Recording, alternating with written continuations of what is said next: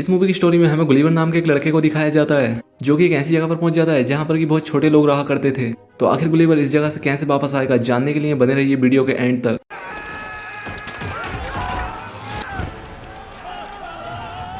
Movie start होती है और हमें गुलिवर नाम के एक लड़के को दिखाया जाता है जो कि सुबह अपने अपार्टमेंट में सोकर उठता है और ये अपने डेली के रूटीन को फॉलो करते हुए अपने कुछ सुपर हीरो खिलौनों से बात करता है और साथ ही शावर लेते हुए बाथरूम में डांस करता है। अब क्योंकि गुलिवर न्यूयॉर्क की एक न्यूज़पेपर कंपनी में काम किया करता था, अब एक दिन गुलिवर एक नए एम्प्लॉय का इंटरव्यू ले रहा होता है और इस नए एम्प्लॉय का नाम डैन था। और यहाँ पर गुलिवर इससे कुछ ऐसे क्वेश्चन पूछ रहा होता है जो कि इंटरव्यू के रिगार्डिंग थे ही नहीं, लेकिन यहाँ पर गुलिवर देखता है कि इसका सिलेक्शन तो पहले ही हो चुका है और इसके बाद गुलिवर उसे अपना दोस्त बना लेता है। अब क्योंकि गुलिवर मेल डिपार्टमेंट में इसका सीनियर होता है, अब एक दिन ये दोनों मेल डिलीवर करने के लिए जा रहे होते हैं। तभी गुलिवर डैन को एक लड़की से मिलाता है और ये गुलिवर की क्रश होती है और इसका नाम डार्सी होता है जो कि एक जर्नलिस्ट होती है। अभी देखकर वो न्यू एम्प्लॉय भी समझ जाता है कि गुलिवर इस लड़की को पसंद करता है। अब इसके बाद ये दोनों एक लिफ्ट से जा रहे होते हैं कि तभी वहां पर डार्सी पहुंच जाती है। अभी देखकर वो न्यू एम्प्लॉय यहाँ से चला जाता है ताकि ये दोनों लिफ्ट में कुछ अकेले में बात कर सकें, जिससे कि गुलिवर इसे अपने मन की बात बता सके। अब इसके अगले दिन हमें गुलिवर को दिखाया जाता है जो कि अपने ऑफिस में गिटार बजाते हुए एंजॉय कर रहा होता है, लेकिन इतनी ही देर में यहाँ पर डैन पहुंच जाता है और वो यहाँ आकर गुलिवर से कहता है कि क्या तुम्हें पता है मेरी प्रमोशन हो गई है और अब मैं तुम्हारा बॉस बन चुका हूँ। अब क्योंकि गुलिवर यहाँ पर 10 सालों से काम कर रहा होता है, लेकिन यहाँ पर कोई उसका प्रमोशन तो छोड़ो उसकी रेस्पेक्ट भी नहीं करता था।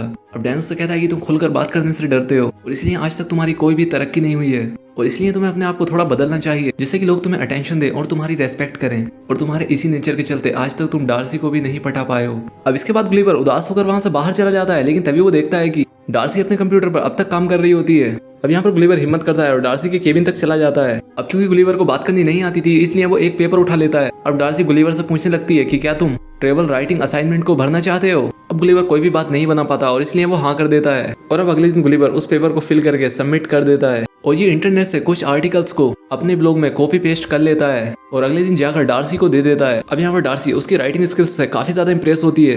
अब यहाँ पर डार्सी इसे एक नए एडवेंचर के बारे में बताती है। वो इससे कहती है कि तुम बर्मुडा ट्रायंगल पर जाओ और वहाँ पर गायब होने वाले जहाजों के बारे में एक आर्टिकल लिखो। अब डार्सी को इम्प्रेस करने के चक्कर में गुलिवर तुरंत मान जाता है और अब डार्सी भी उसके लिए एक बोट का अरेंजमेंट कर देती है। अब अगले दिन गुलिवर बर्मुडा ट्रायंगल के लिए निकल पड़ता है और वहाँ पहुंचकर एक आदमी से मिलता है और ये आदमी वही था जिसने कि गुलिवर के लिए एक बोट का अरेंजमेंट किया होता है। और अब यहाँ पर ये आदमी गुलिवर को बोट चलाने के बारे में बताने लगता है और यहाँ पर वो गुलिवर को बोट के सारे कंट्रोल समझा देता है। अब गुलिवर उससे कहता है कि ये सब बहुत आसान है और मैं ये सब आसानी से कर सकता हूँ। अब इसके बाद गुलिवर बर्मुडा ट्रायंगल के लिए अकेले ही निकल पड़ता है। अब वो बोट पर जाते हुए आराम से एंजॉय करता है और साथ ही एक रोबोट बनाने की मैगजीन को भी पढ़ता है और इसके बाद में वो बोट पर ही सो जाता है। अब कुछ देर के बाद जब गुलिवर की आंख खुलती है तो वो पाता है कि उसके सामने एक समुद्र की बहुत ही बड़ी लहर है। अब समुद्री तूफान को देखकर गुलिवर जल्दी से अपनी लाइफ जैकेट पहन लेता है और इतने में ही वो बड़ा सा टोर्नेडो गुलिवर की बोट को अपने अंदर खींच लेता है। अब कुछ देर के बाद जब गुलिवर को होश आता है तो वो पाता है कि वो अपने शरीर को हिला नहीं पा रहा है। अब जब गुलिवर अपनी गर्दन उठाकर देखता है तो वो काफी ज्यादा हैरान हो जाता है क्योंकि वो पाता है कि उसके सीने पर काफी ज्यादा छोटे छोटे लोग बैठे हुए थे। अब यहाँ पर उन छोटे लोगों का कमांडर गुलिवर से अपने आप को इंट्रोड्यूस कराता है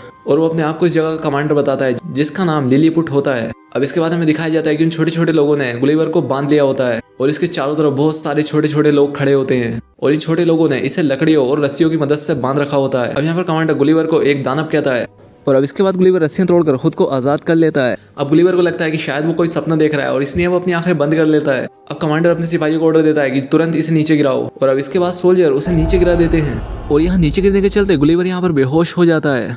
और इसके बाद जब गुलिवर को होश आता है तो वो पाता है कि उसे एक गाड़ी में बांधकर लिलीपुट किंगडम के लिए ले जाया जा रहा होता है और लोग इस दानव को देखने के लिए अपने घरों से बाहर झांक रहे होते हैं। अब इसके बाद गुलिवर को उस जगह के राजा के सामने पेश किया जाता है, लेकिन इस राजा की बेटी जिसका नाम मेरी होता है उसे गुलिवर की हालत पे काफी ज्यादा तरस आता है और वो एडवर्ड से कहती है कि क्या तुम्हें इसके साथ इतनी सख्ती करना जरूरी है। एडवर्ड प्रिंसेस से कहता है कि हमारे दुश्मन राज्य लिफूजिया का एक जासूस है। अब इसके बाद गुलिवर बोलता है और वो राजा से पूछता है कि मैं आखिर कहाँ पर हूँ, जिस पर राजा का एक आदमी उसे बताता है कि तुम दुनिया के सबसे महान राज्य लिलीपुट में हो। अब इसके बाद अगले सीन में हमें दिखाया जाता है कि गुलिवर को एक जेल में बंद कर दिया गया होता है। अब यहाँ पर गुलिवर एक और कैदी से मिलता है और इसका नाम होरेशियो होता है और इन दोनों को यहाँ पर कमांडर एडवर्ड ने ही कैद किया होता है। अब इसके बाद एडवर्ड यहाँ पर पहुंच जाता है और वो उसे धमकाता है कि अगर वो चाहे तो तुम्हें जिंदगी भर यहाँ पर कैद रख सकता है। अब गुलिवर कमांडर से कहता है कि तुम बेवकूफ हो, जिस पर कमांडर से कहता है कि बेवकूफ किसे कहते हैं। अब यहाँ पर गुलिवर अपनी बात बदलते हुए कहता है कि होशियार आदमी को बेवकूफ कहा जाता है और अब इसके बाद कमांडर अपने आप को बेवकूफ कहकर खुश होता है। अब इसके बाद एडवर्ड गुलिवर को खेत में ले जाता है और इससे वो यहाँ पर अपना खेत जुतवाता है, लेकिन इतने में ही इनका दुश्मन राज्य लिफूजिया इन पर अटैक कर देता है, जिनका प्लान राजकुमारी को किडनैप करके महल को आग लगाने का होता है। अब इसके बाद एडवर्ड महल में पहुंच जाता है और अपने सिपाहियों को आदेश देता है कि तुम में से कोई भी राजकुमारी को नहीं बचाएगा क्योंकि उन्हें मैं बचाऊंगा। लेकिन होरेशियो गुलिवर से कहता है कि एडवर्ड टाइम पर नहीं पहुंच पाएगा। अब इसके बाद गुलिवर यहाँ पर भागता हुआ पहुंच जाता है और वो बड़ी आसानी से ब्लू फ्यूजन सोल्जर को उठाकर नीचे फेंक देता है और राजकुमारी को बचा लेता है। लेकिन राजा और उनका सेक्रेटरी अंदर महल में आग में फंस जाते हैं। अब बाहर से गुलिवर महल की आग बुझाने के लिए अपनी पैंट उतारकर उस पर पी कर देता है। अब यहाँ पर आग बुझते ही लोग अपनी तालियां बजाने लगते हैं और इस तरह से राजा को आसानी से बचा लिया जाता है। अब इसके बाद राजा होरेशियो को आजाद कर देता है और वो गुलिवर से काफी ज्यादा खुश होता है और उसे रात की दावत पर बुलाता है। अब ये सब देखकर कमांडर एडवर्ड को काफी ज्यादा गुस्सा आता है और इसलिए वो वहां से भाग जाता है। अब डिनर करते हुए राजा गुलिवर से पूछता है कि आखिर तुम कहाँ से हो। अब गुलिवर राजा को बताता है कि मैं मैनहट्टन से हूँ। अब यहाँ पर गुलिवर अपने आप को बहुत ज्यादा हीरो समझ रहा होता है और इसलिए वो अपने आप को प्रेसिडेंट बता देता है और यहाँ पर मौजूद सभी लोग इसकी बात पर विश्वास कर लेते हैं सिवाय एडवर्ड को छोड़कर। अब इसके बाद लिलीपुट के लोग गुलिवर के लिए एक बड़ा सा घर बनाते हैं ताकि वो अपने घर न्यूयॉर्क की तरह ही यहाँ पर आसानी से रह सके। अब गुलिवर यहाँ पर एक थिएटर भी बनाता है ताकि लिलीपुट के सभी लोग यहाँ बैठकर एंजॉय कर सकें और उन्हें यहाँ पर डूबते हुए टाइटैनिक का ड्रामा दिखाया जाता है। अब गुलिवर इन लोगों से कहता है कि ये सब मेरे साथ हुआ है। अब इसकी बात सुनकर सभी लोग काफी ज्यादा हैरान हो जाते हैं, जिस पर एडवर्ड इससे कहता है कि आखिर फिर तुम बच कैसे गए। लेकिन गुलिवर इसे बताता है कि मुझे रेस्क्यू कर लिया गया था। अब इसके बाद अगले सीन में हमें दिखाया जाता है कि होरेशियो प्रिंसेस को इम्प्रेस करने के लिए गुलिवर से कुछ टिप्स लेता है। अब यहाँ पर गुलिवर होरेशियो से वो सारी बेवकूफों वाली हरकतें कराता है जो कि वो किया करता था और इसके बाद वो उस प्रिंसेस को इम्प्रेस कर भी लेता है। लेकिन दूसरी तरफ एडवर्ड भी प्रिंसेस को पसंद किया करता था और वो किसी भी तरह से प्रिंसेस से शादी करना चाहता था। अब दूसरी तरफ सिपाही गुलिवर की बोट को ढूंढ लेते हैं और अब इसके बाद गुलिवर यहाँ पर पहुंचता है और यहाँ आकर वो अपना फोन उठा लेता है जिसमें कि डार्सी की बहुत सारे वॉइस मैसेजेस आए होते हैं जो कि गुलिवर पर काफी ज्यादा गुस्सा होती है उसके झूठे आर्टिकल्स और उसके भागने की वजह से। अब गुलिवर वापस जाकर डार्सी का सामना नहीं करना चाहता था और अब इसलिए गुलिवर डिसाइड करता है कि अब वो हमेशा के लिए लिलीपुट में ही रहेगा और अब इस बात पर एडवर्ड बिल्कुल भी खुश नहीं होता।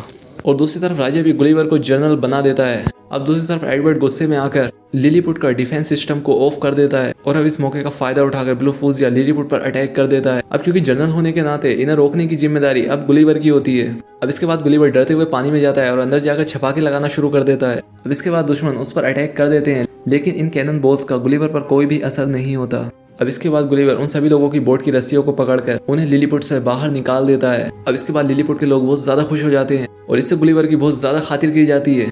अब यहाँ पर गुलिवर के बाल काटे जाते हैं और साथ ही उसकी मसाजें भी की जाती हैं। अब दूसरी तरफ प्रिंसेस भी एडवर्ड से अपनी एंगेजमेंट को तोड़ देती है। अब इस बात से एडवर्ड को काफी ज्यादा गुस्सा आता है और वो सीधा जाकर दुश्मन राज्य से मिल जाता है। अब एडवर्ड के आदमियों को गुलिवर की बोट से एक रोबोट बनाने की बुक मिल जाती है और इसकी हेल्प से ये लोग एक बड़े से रोबोट को बना लेते हैं। अब दुश्मन राज्य एक बार फिर से अटैक कर देता है और गुलिवर फिर से इनसे लड़ने के लिए तैयार हो जाता है लेकिन तभी वो अपने सामने एक विशाल रोबोट को देखकर काफी ज्यादा हैरान हो जाता है। अब एडवर्ड गुलिवर को चैलेंज करने लगता है और गुलिवर के पास चैलेंज को एक्सेप्ट करने के सिवाय दूसरा और कोई रास्ता नहीं था। अब इसके बाद गुलिवर रोबोट को पीछे ढकेलने की कोशिश करने लगता है लेकिन वो रोबोट इससे ज्यादा ताकतवर होता है। अब इसके बाद वो रोबोट गुलिवर की पैंट पकड़कर उसे हवा में उठा लेता है और उससे हार मानने के लिए कहता है। अब इसके बाद गुलिवर राजा और सभी लोगों को बताता है कि उसने इन सभी लोगों से झूठ बोला था और वो कोई भी प्रेसिडेंट नहीं है। अब इसके बाद एडवर्ड गुलिवर को एक ऐसे आइलैंड पर भेज देता है जहाँ पर सभी लोग जाने से काफी ज्यादा डरा करते थे।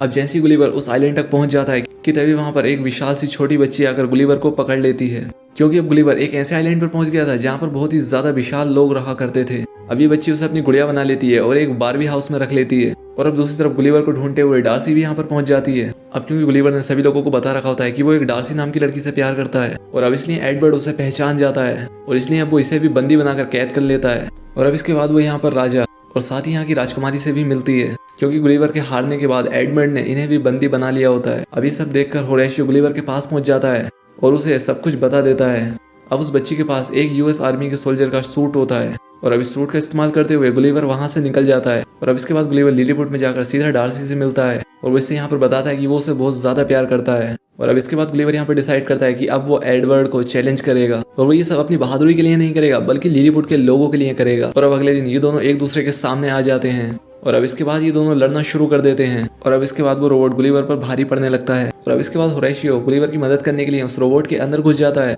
और उसके अंदर जाकर कुछ वायर्स को तोड़ देता है और अब इससे रोबोट की पावर कट हो जाती है और अब इसके बाद गुलिवर बहुत ही आसानी से उस रोबोट को हरा देता है। अब यहाँ पर लिलीपुट के लोग काफी ज्यादा खुश हो जाते हैं और दूसरी तरफ होरेशियो की बहादुरी के चलते उसे यहाँ की राजकुमारी से शादी करने की परमिशन मिल जाती है। अब यहाँ पर मौका मिलते ही एडवर्ड प्रिंसेस को पकड़ लेता है लेकिन प्रिंसेस उसके मुंह पर एक जोरदार घूंसा मारती है और इससे वो नीचे गिर जाता है। और अब दूसरी तरफ डार्सी भी गुलिवर को फर्स्ट टाइम किस करती है और अब इसके बाद गुलिवर इन दोनों दुश्मन किंगडम के बीच दोस्ती करा देता है और इसलिए अब इन दोनों दुश्मन राज्यों की दुश्मनी खत्म हो जाती है। और अब इसके बाद अंत में गुलिवर और डार्सी अपने शिप को रिपेयर करके इन लोगों को विदा करके वापस न्यूयॉर्क चले जाते हैं। अब गुलिवर अपने शहर में आने के बाद कुछ हफ्तों के बाद अपनी जॉब छोड़ देता है और ये अब एक ट्रेवल राइडर बन जाता है और अब डार्सी और वो अपनी लाइफ में हंसी खुशी जी रहे होते हैं। और अब इसी के साथ ये मूवी यहाँ पर एंड हो जाती है। तो दोस्तों अगर वीडियो अच्छी लगी हो तो चैनल को सब्सक्राइब और वीडियो को लाइक जरूर करें। तो आज के लिए बस इतना ही, मिलते हैं हमारी नेक्स्ट वीडियो में।